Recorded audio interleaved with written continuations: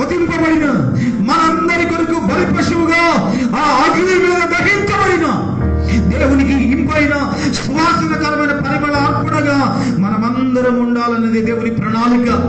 ఎఫెసీ పత్రిక 5వ అధ్యాయం. కావున మీరు ప్రియులైన పిల్లల వలె దేవుని పోలి నడుచుకుని, క్రీస్తు మిమ్మును ప్రేమించి పరిమళ వాసనగా ఉండుటకు మన కొరకు తన్ను తాను దేవునికి అర్పణగాను బలిగాను అప్పగించుకొనెను.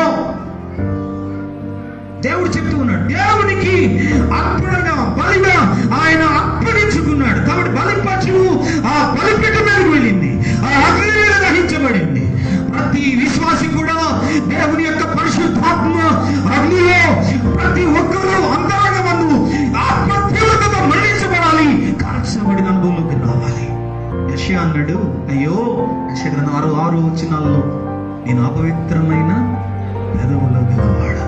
వెంటనే దేవుడు ఏం చేశాడు? పరలోకం నుండి ఒక దూతను పంపాడు.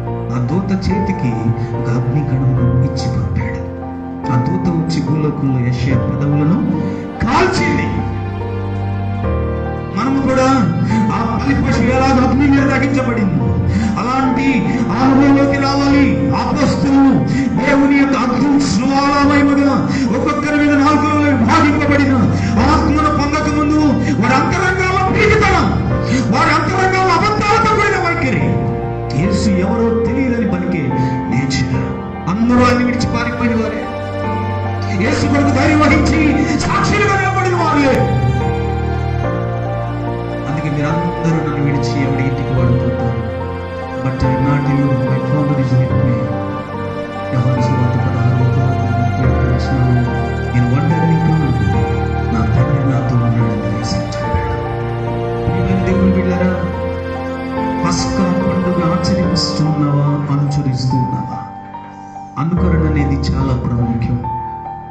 ఆ దృష్టాంతంగా రాయబడిన పాత నిబంధనలో ఉన్న ఆ సంగతులు మన ఆత్మకు ఆత్మ సంబంధమైన సంగతులను ఆయన ఆత్మ ద్వారా తేటపరుస్తూ ఉండగా వాటిని నిత్యమైన కట్టడ అన్నాడంటే, ఖచ్చితంగా అవి దృష్టాంతంగా ఉన్న సంగతులన్నీ ఈ రోజున ఆత్మ సంబంధమైన పాఠాలుగా ఈనాడు సార్వత్రిక సంఘానికి వాటిని అనుసరించడానికి నిత్యమైన కట్టడగా ఉన్నాయి. చప్పట్లు కూడా దేవుని మహిమపరుస్తాం.